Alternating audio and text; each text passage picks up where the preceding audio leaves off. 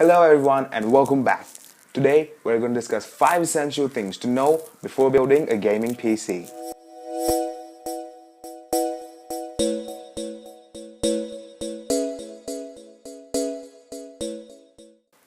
Numero uno, compatibility. So before you just go ahead and start buying the processor, motherboard and RAM, wait a minute, fill my cup, put some nigga in it. It's a little bit more complicated than that. There are a few things that you should know. The main things to know is your processor, your motherboard, and your RAM. If all 3 of these match, you're almost good to go. But just to be safe that you're all good, go on to pcpartpicker.in or .com if you're international. I don't know why I said that. I don't even have any international viewers. Actually, I don't have any viewers. Anyway, so the link to that will be in the description. Go on there and fill in the parts that you want to buy and you'll know whether they're compatible or not. So coming to point number 2, here we're talking about additional costs. So most PC builds that you see out there, including the ones that I will recommend, will only talk about the basics. That's your processor, motherboard, RAM, graphics, blah blah blah blah blah. But there's additional parts that you need to consider. So what are these parts and how much do they cost?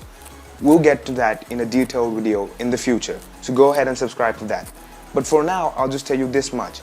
Always keep 20% of your budget aside for additional parts. For example, if you're building a PC that costs $30,000, account for 6,000 bucks more to spend on some additionals. Number 3 is power consumption.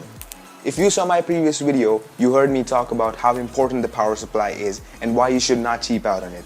If you haven't watched it, the link to that will be in the description. Go ahead and check that out. Along with the quality of the power supply, you also need to know how much power you actually need. So for that, go to outervision.com. The link to that will be in the description. Just go to that website, fill in all the parts that you're going to use, and it'll tell you how much power you actually need. I'd still recommend using 100 to 150 watts more than the recommendation, because that would mean that if you upgrade in the future, you don't need to change your power supply again. Number 4 on our list is understanding how to build a PC without actually having the components. So building a PC is not actually that hard. It may seem a little intimidating when you take it up first, but just give it time. Watch YouTube videos of YouTubers building a PC and then go and look for parts on the internet and try to figure out what they're actually doing. If you're a little confused, don't worry, I'll explain this to you in another video. And coming to the final point of this video is the enemies of our build. So the first enemy of our build is static. Static is something you need to be concerned about when actually building the PC. So when you are building your PC, make sure that you ground yourself. So how do you do that? To ground yourself, just keep touching your cabinet or your power supply. That way you won't generate any static and in turn you won't damage any of your parts. If you want to be extra sure, you can always get an anti-static band. And if you want to be extra sure, you can get an anti-static mat which you can actually work on. That way you'll be completely safe. Once you've got your PC into place, however, you want to make sure that it's running smoothly. And our 2 biggest enemies there are heat and dust. So how do you deal with these 2? Oh, that all comes down to your fan placement. So when you place your fans, make sure there's one fan blowing air into the cabinet and another fan blowing air out of the cabinet in the exact same direction. Now if you're confused about what I just said, don't worry. When I build a PC on this channel, I'll explain it to you in detail.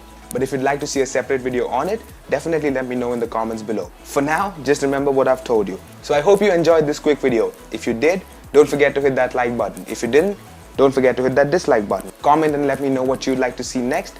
And if I haven't said it enough already, don't forget to subscribe. Until next time, goodbye.